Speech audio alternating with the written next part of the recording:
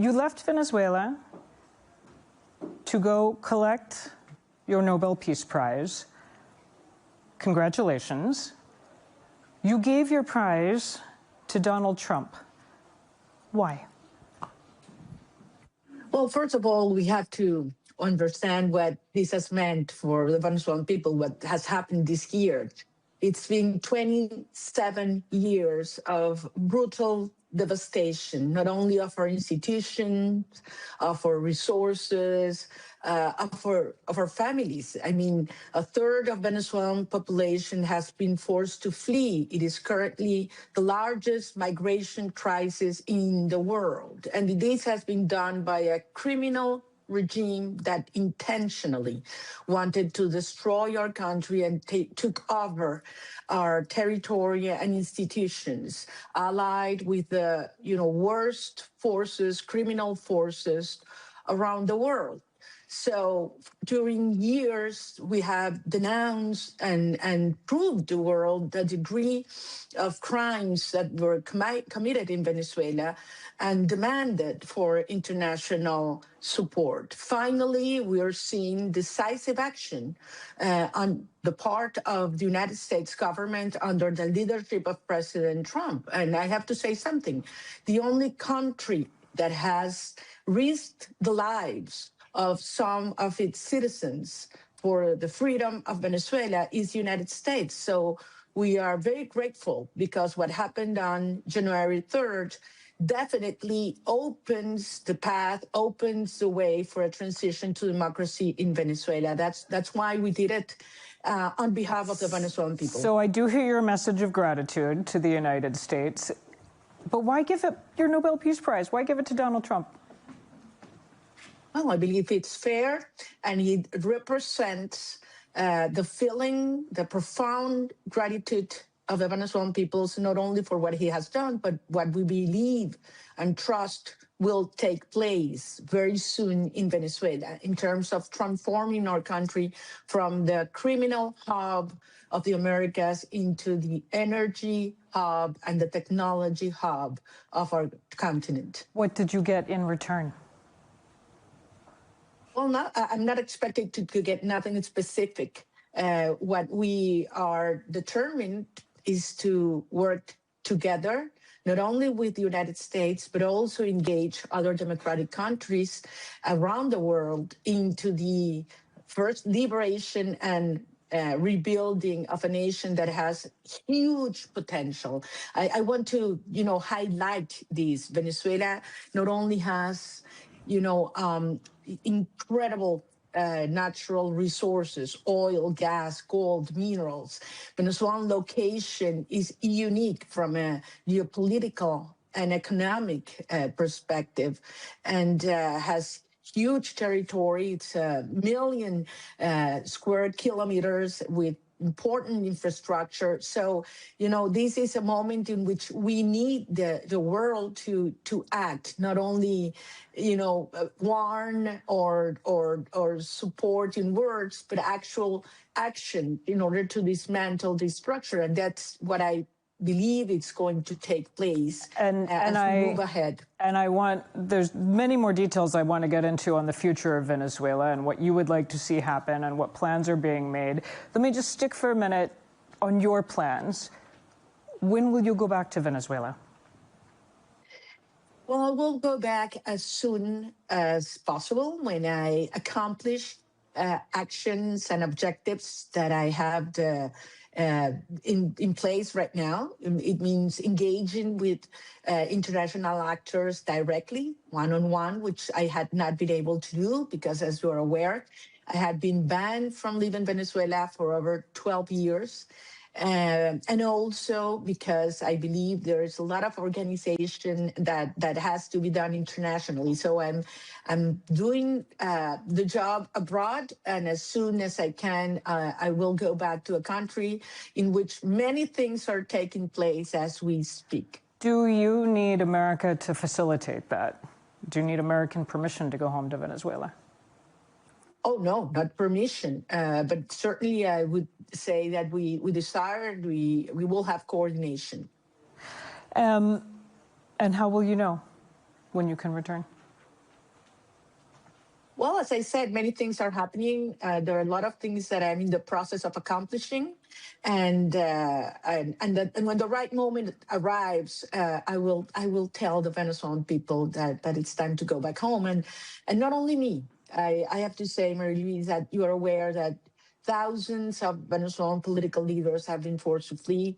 They want to go home, and millions of Venezuelans, almost 9 million, are scattered all around the world and have a profound desire to go back home. And that will only take place. All those millions will only go back home when they're sure they have certainty that we're moving into a transition to democracy, because it's not only about economic recovery, it's basically about having trust that we will have democracy and freedom and opportunities for them and their children. Maria Corina, I just want to ask the blunt question to allow you to respond. The state of play is that you are not in Venezuela. The U.S. is driving the agenda in your country right now. You're not there. You don't control the oil. You don't control the army. To those who wonder if you have been sidelined, what do you say? Have you been sidelined? Well, I've heard that for years, because at the end, you usually get profound analysis and scenarios and formulas that have dozens of variables, but always leave one on the side, which is the most important of all, and that's the people. And we've come to this point because the people of Venezuela decided to be free and decided to risk everything in order to have a democratic country to which their children could come back. But do you have any leverage from outside the country? From outside and from inside. And from inside. I mean, I was in hiding during 16 months, and we never stopped working, organizing, and communicating. We have a network of citizens organized that were 1 million volunteers for the electoral process, and that have turned into an underground, real-time communication platform of individuals ready to act civically and moving ahead into a democratic transition, and to support this process as well. So, Chris Wright, the U.S. Energy Secretary, was in Venezuela this week. He is, I believe, the highest-ranking U.S. official to visit since Nicolas Maduro was ousted.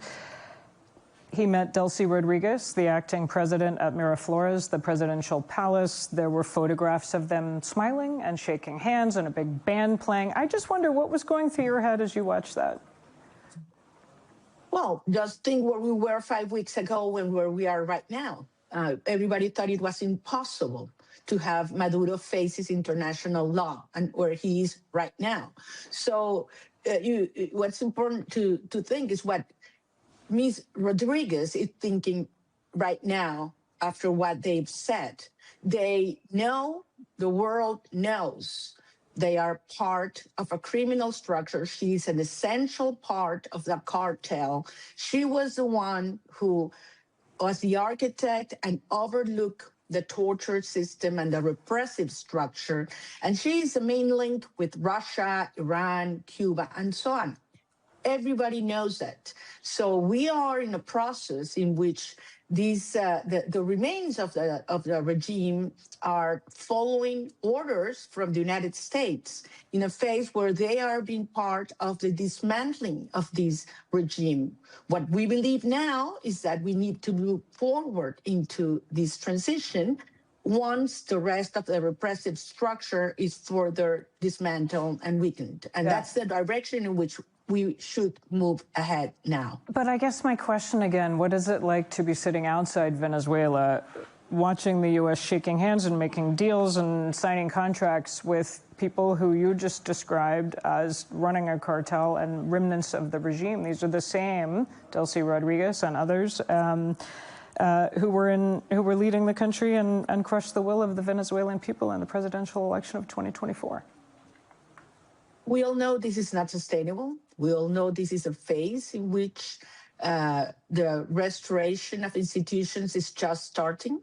As I said, it starts with the dismantling of the repressive structure, but in a country that currently is located in the last place worldwide in rule of law, the only way you can have long-term massive investments, not only in oil and gas, but in all other sectors in which Venezuela has unique and huge potential, requires legitimacy in the institutions, required constitutional compliance, and certainly the support of the people. And what we are watching, and we have fought for this very long, is a process taking place and advancing at a pace that we certainly want to move ahead and to accelerate, and we're doing our part outside and inside. So you mentioned oil and gas. Let's stay on that for a moment. The U.S. imposed order that seems to be emerging is oil, gas, business first, and then we'll deal with democracy and human rights and free speech and all the rest of it. Do you agree that that appears to be how things are taking shape? And B, is that the right order? Well, we believe that many things have to be addressed simultaneously in Venezuela because of the degree of destruction and simultaneous crisis we have. We have a humanitarian crisis, we have economic crisis, we have a public service crisis, and certainly a security one. So all these issues need to be addressed simultaneously. The Secretary of State has been clear in saying that these phases can overlap, and that's part of the work we're doing right now to be sure. But in terms of the sequencing, I'm sorry to jump in terms of the sequencing, you're okay with that it's the Energy Secretary who's the first senior U.S. official to set foot that we know of in Venezuela since last month? Well, to be clear, the first actions that actually took place were the initial release of political prisoners, and that's taking place as we speak. 480 have been released so far. Still, there are over 800 in prison, but this is huge. And we're starting to see that the consequence of these release of political prisoners is a reaction from Venezuelan society, mobilizing, gathering, demanding in the streets, something that was unthinkable a month ago, unthinkable. So we are seeing certain progress. Of course, it's not enough. Of course, we want this to move further and more and accelerate it. And that's precisely our job right now. The Venezuelan people inside demanding for, civic rights to be totally restored, because at the end, you cannot talk about a transition if you have repression. And that's what we are demanding right now. And that's what we demand from the international community to support us at this stage. Speaking of political prisoners, just this week, one of your closest political allies was arrested by heavily armed men wearing civilian clothes. He was held without anyone knowing his whereabouts. I'm talking about Juan Pablo Guanipa. He is now under house arrest, is my understanding. Is he okay? Do you know? Actually, I spoke with Juan Pablo last night. As you say, you're right. He's one of our closest colleagues and friend. He had been detained for almost a year, and he was released last week. And the same day he was released, a couple of hours later, he was taken and disappeared again. He is in his house right now, but he's under house arrest. His house is surrounded by security personnel. But I want to highlight one thing, Maria Luisa. I've been speaking with dozens of Venezuelans that have been excarcerated in the last days and hours. If there's something that I'm, really impressed and moved, is the determination and will that they have when they go out. The first thing they do is that they call me in the car and they tell me, what do I have to do right now? And I tell them, you have to go home, you have to hug your mother, you have to take a bath. And then they say, no. What do I have to do regarding my work, regarding Venezuelan liberation? And this is a kind of strength and energy that cannot be stopped. Venezuela will be free because of its people. Although, in fairness, going home and hugging your mother is always good advice at all times and for all of us. Where does all this leave Edmundo Gonzalez, who won the presidential election in 2024, is now in exile in Spain? Do the results of that election just go away and we start over, or what happens? But absolutely not. On the contrary. I mean, what took place on July 28th, 2024, was the most important milestone in Venezuelan democratic history. I mean, this is extraordinary. We not only won by a landslide, but we proved the world that the will of the people and the military is to move ahead into a transition to democracy. And I want to insist this here. I mean, in Venezuela, the electoral process is overlooked and protected by military. And that day, they were ordered to stop us from getting the tally sheets, and they disobeyed. So this is a proof that the wide majority of the armed forces and the police support us. Edmundo Gonzalez is the legitimate elect president, and precisely what gives legitimacy to what took place starting in January and what will happen in a transitional process and a transitional government that eventually will have general elections is because the people spoke and popular sovereignty was expressed. You said eventually general elections. You created a little bit of a stir when you made comments, I think a week or two ago, giving some kind of timeline for when elections would happen in Venezuela, and the White House jumped in and said, not that, not so fast, we'll let you know. What is the timeline for general elections in Venezuela? Well, one thing is what technically is possible, and the other is what political feasible. What is technically possible, given the situation of the Venezuelan infrastructure and the destruction of the electoral registry, and how elections have been totally fraudulent, and we have no results whatsoever, is to start dismantling the electronic system and building one that can give the Venezuelan population absolute trust in the results, and that he give the right for all Venezuelans inside and abroad to vote. So technically, we can have free and fair elections in the moment you start the process in 40 weeks. Certainly, there are political conditions that have to take place before and during that process. If you ask the Venezuelan people, I mean, over 80, 90% would say we want to move ahead into legitimate political process. We want elections. We want to participate. And that's part of our job. I mean, Venezuelans inside and abroad demanding what we believe our country is ready to do. And I want to insist here because I know there is a lot of concern regarding, the possibly violence or disruptions in a transition and comparisons between Venezuela and previous Middle East and other regions' experiences. I want to insist on this. Venezuela has unique conditions. We have a democratic culture. We had 50 years of democracy. We have a civil society that is cohesive, united, with no religious, racial, or regional factions. We have a legitimate leadership, a united opposition, and we have the support, as I said before, of the majority of the armed forces. So a transition to democracy will be orderly, will be peacefully, and as soon as it takes place, it would be better for not only for Venezuelans, but also for the region and certainly for the United States. So is the short answer to when Venezuela will hold elections as soon as possible, but we don't know? Yes, that's true, but we do know what we have to do, and we are doing it in order for that to take place. I'm going to open it to the floor in just a minute, but I have one more question, which is, I'm just curious what your contact is with the U.S. administration, with the White House, with Secretary Rubio. How often do you talk to him?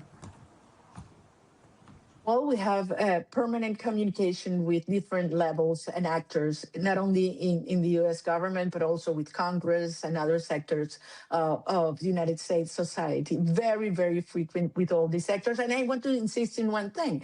It's remarkable, given that, the dynamics today of the United States, that Venezuela is a bipartisan issue because of the national security dimension of the conflict in place in my country. I've been in contact with members of Congress on both parties, and it is absolutely clear that it is a top priority for the national security of the United States, for the stability of the region, and even for different agendas. I mean, migration, energy security, trade. This is a win-win situation for whoever has concerns on all these issues taking place right now. All right. I know you all have questions for Maria Corina Machado, so bring them on. We've got microphones. If you signal me, raise your hand, we'll get a mic to you. Yes, sir. If you would identify yourself and keep your questions short, that would be great. Of course. Kenneth Barragan from the United States. Señora Machado, un placer y que viva Venezuela. My question is, for the millions of Venezuelans who are outside of Venezuela, what is your message to them, and what tangible actions do you recommend that they take to support the process that will be unfolding? Thank you so much for that question. I have to tell you something. I am impressed and moved in what I've seen so far in terms of the support of individuals, citizens from other countries that jump to me, run to me, and tell me that what's going on in Venezuela, it's a matter of, existential priority for the rest of the region. People from Nicaragua, from Cuba, from Colombia, from Brazil, I mean, all around the region. We need our talent. We need our children to come back home. Venezuelans that are working nowadays in the oil sector in the Middle East or in Canada, people that are being forced to flee and have started their own business but dream to come back home. So imagine for the Venezuelan economy to move ahead and to be able to take advantage of our potential, we not only need billions and billions of investment that require rule of law and so on, but also these Venezuelans to come back home. And I insist, they desperately want to do it, but they only will come back when they have, certainty that a democratic process is in place. We need a date for elections, and we need certainty that freedom and respect for all will take place. Other questions? Thank you. My name is Michael Keating, based in Brussels. What are your expectations of Europe? Well, that's a very good question.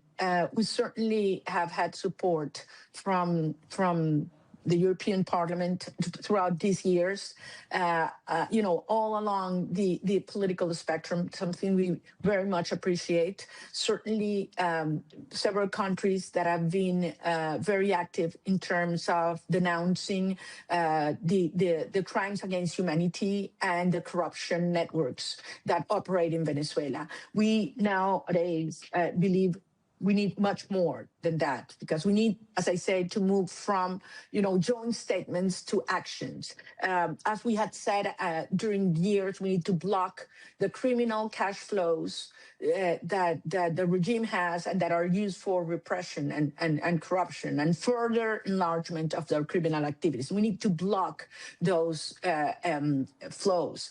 We need to support targeted measures towards the groups that today control repression in Venezuela. This is a very important issue because these are elite groups, vital few that need to be isolated. I mean, we need to liberate Venezuelan armed forces of these groups that are composed by a few thousand individuals, only a few thousand individuals, very highly armed and trained, and we need to neutralize and isolate them. Also, we need to support the removal of extra hemisphere operational penetration in Venezuela. That has been also identified. And finally, in the asset recovery strategy and efforts, because we've identified billions and billions of stolen assets that we expect to be repatriated to Venezuela in order to rebuild our institutions. Other questions? I can jump in while people think of one. I don't see a hand. If there is a hand and I'm missing you, yep, one back here. Me again, only because no one else is asking a question. What about China? China has been very important as an investor in Venezuela. Do you see a future for Chinese engagement in Venezuela going forward? Well, I'm sure you're aware that China lent over $60 billion to the Chavista regime and was very concerned what they were not being paid. That has been reducing significantly, and today we estimate it's around $16 billion. And certainly China has identified the huge potential in rare minerals and other natural resources Venezuela has. But as we say, we are moving into a situation in which we want full compliance, full transparency in terms of the relations with extra or international actors, not only extra-continental actors. And that's something that has been lacking in the relations with China from day one. So, we are in a process in which we need to dismantle the presence of foreign regimes, Cuba, Russia, Iran, currently infiltrated into Venezuelan institutions, not only economic activity, including the military, and dismantling also the technological platforms that have used for espionage and terror of the Venezuelan people.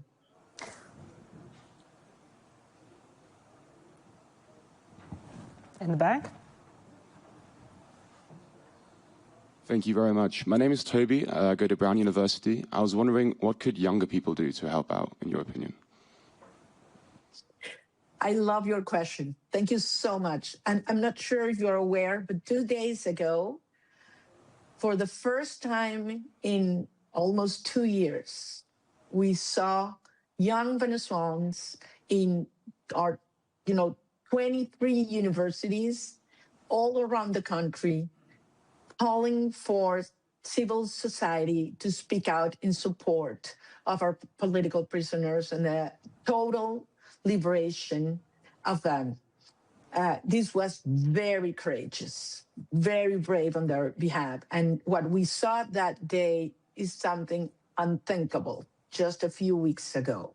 So what's taking place in Venezuela is huge in terms of the repercussions it is already having in the region. I mean, when we dismantle the regime, the criminal regime in Venezuela, Cuba will be next. Nicaragua will follow.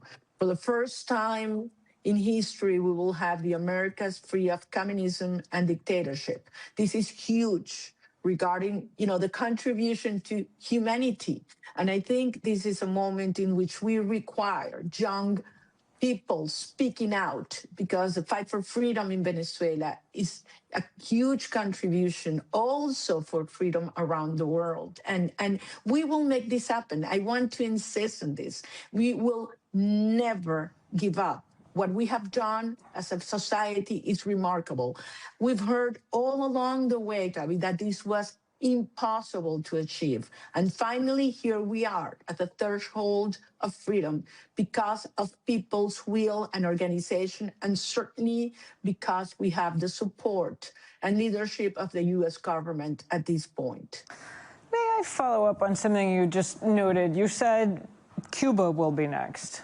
Nicaragua will be next. I just wonder, does anything about that give you pause in terms of the precedent that is set of regime change. I mean, what happened in Venezuela, whether you like Nicolas Maduro or not, and I think we know where you stand on that, but it was one country sending in special forces to remove the leader who was running that country. I'm talking about more widely in the region. Yeah, anything about that? We're talking a lot about the global world rules-based order here. It's hard to square these. But I want to make this clear. And where does the election on July 24, 2024, July 28, 2024 stands for? I mean, there was an election under the rules of the regime. Conditions so extremely unjust that I'm sure those in the audience who have never accepted participating, we did. We overcame every obstacle. We had no media, we had no money, but we had organization and we won. And we proved it with 85% of the original tally sheets scanned for the world to see. So regime change was mandated by the people. Nicolás Maduro was not a legitimate president. He was the head of an international criminal structure that was, persecuting, torturing, and destroying innocent people. An invasion had taken place in Venezuela. What we had asked is support so that law could be enforced. And that's precisely what happened on January the 3rd. So I think it is time for people around the world to call things by their name as they are. The previous structures that we had internationally did not work. I mean, over 20,000 people have been detained illegally during the Chavista Maduro regime. Over 11,000 have been executed by parallel structures of the regime. Over 2,000 cases of torture, including foreign individuals that are recently given testimony of what they suffered. Camilo Castro, a Frenchman, saying how he was even sexually assaulted while he was in prison, disappeared for months. I mean, this is still happening in Venezuela. So this is not about changing a regime for the sake of one country. This is supporting the just cause for democracy and freedom of a nation that has demonstrated its will to reunite in freedom. So first of all, thank you. For the context, for the clarification, and I just want to say I'm sorry for some of the horrors that your country has lived through that you've just described. I'm sorry on behalf of the people who have lived through those and their families. I do want to make sure I understand what your thinking is in terms of the question of precedent. Would you be okay with the U.S. going to another country in the Western Hemisphere and removing the leader of a different country if that leader did not come to power through what is internationally recognized as free and fair election? I am demanding not only the United States, but all democratic countries around the world to support the people who around the world are struggling to live in peace with dignity and justice. And it is very nice to hear in different forums around the world, leaders and actors support these values and then turn around and make business with those criminal regimes that oppress innocent people. That might sound well, but it's a tragedy that is still happening. So I do support, and we ask for leaders, not only in governments, in parliaments, in media, in business sector, to support those people that are fighting, organizing in order to have freedom and democracy, and to respect the will of the people wherever they are around the world. I've got more, but let's show me your hands if you've got them. Yes, ma'am. I wanted to comment on your point on whether Maria Corina or anyone else is okay with the president. I'm the former Minister of Foreign Affairs of Panama. And I think the clear precedent that's established here is that us, including myself, as an international community failed Venezuela, as we're failing Nicaragua, as we're failing other countries. So I think the point is not really, it's not ideal what the U.S. did. Clearly it's not, and it goes against a rule-based order. But it was filling a gap that we as an international community have left. So I think the most important thing here is that the way that is established right now and the way the rule-based system that we have is not allowing, when there's a clear dictatorship, for anything to take place other than waiting around and multiple statements that we all give in support but turn to nothing. Thank you for that. Maria Corina, do you want to respond? Well, thank you very much for your remark. I want to insist in one point. I've heard many times in the last days refer to international law.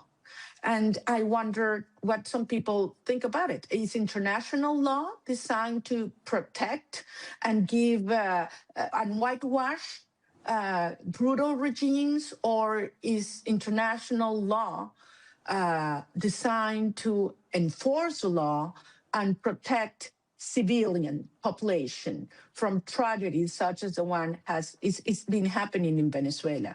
I think international law should be applied to protect sovereignty, such as what the Venezuelan people expressed, and to support our rightful and just desire to live in freedom, not to protect and defend the criminals that oppress the people.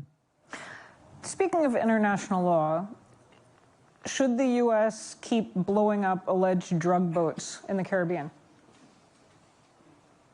Well, we have asked for years to cut the flows of the drug network that had been flowing into Venezuela and used for repression and used to enhance this repressive apparatus. I believe not only the United States, but all other European countries finally are acting in a coalition to have an anti-narcotic operation, wide anti-narcotic operation in the Caribbean and the Pacific. And I hope other countries join in. So this is not a temporary operation, but that a true message for these organizations that they will be forced to face international law. So I believe this is something that should be enhanced with the participation of other countries as well, countries from the Caribbean and South America as well. I have one last question. Anybody else? Going once, going twice. One more. You just detailed the many crimes that the regime has perpetrated against Venezuelans. And so I'm wondering, in your view, what should be the repercussions of the perpetrators, including the current acting presidents?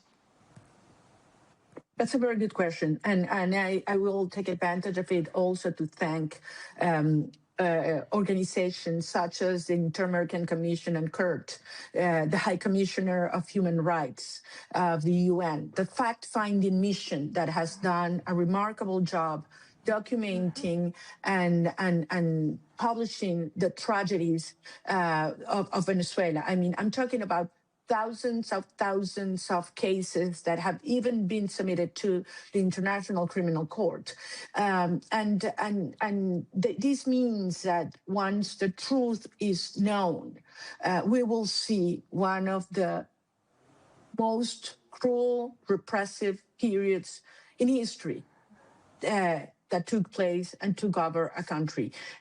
We believe that we need to move ahead into strengthening our judicial system, that the truth should be known, victims should be repaired, but certainly in order to move ahead and have most of these of the individuals that want to support the regime integrated into our society, justice must happen first.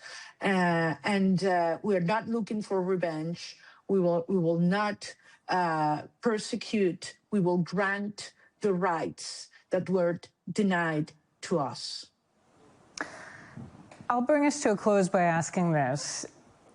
5 years from now, when you're president, first, we hope you'll come to Munich and take questions here and be able to travel the world freely. But my question is, what role do you see a democratic Venezuela playing in the region and on the world stage? Thank you very much for that question. Our goal, our challenge is to turn a country that has been the criminal hub of the Americas into the energy hub of the Americas, into the technology hub of the Americas, but also into the democracy example for the rest of the world. A country that has its institutions in ruins, that can stand up and be once again the home of millions, not only Venezuelans that want to come back, but citizens from all over the world that will find an unique opportunity, unique, extraordinary opportunity, not only because there's a business opportunity of over 1.7 trillion in different sectors, but because Venezuelans and Venezuelan people are really extraordinary. So what we see and we need to be is not only an example and inspiration to others, but assure that future generations of Venezuelans learn from our mistakes, but also of our incredible achievements. To see that that freedom is not free, that you can lose democracy in less than one generation. And once that happens, it is very costly to bring it back. So this is a moment in which we can show the world that our society has learned very hard lessons, is prepared to move ahead, and once we have a democracy, to take care of it with strong institutions and trusted leadership. So I know that we'll be able, Marie-Louise, to see each other much before those 5 years. I look forward to host you in a free Venezuela and prove the world that when a society is determined to be free, nothing can stop it. So thank you very much for this opportunity to all of you. Thank you. We look forward to it. María Corina Machado, thank you.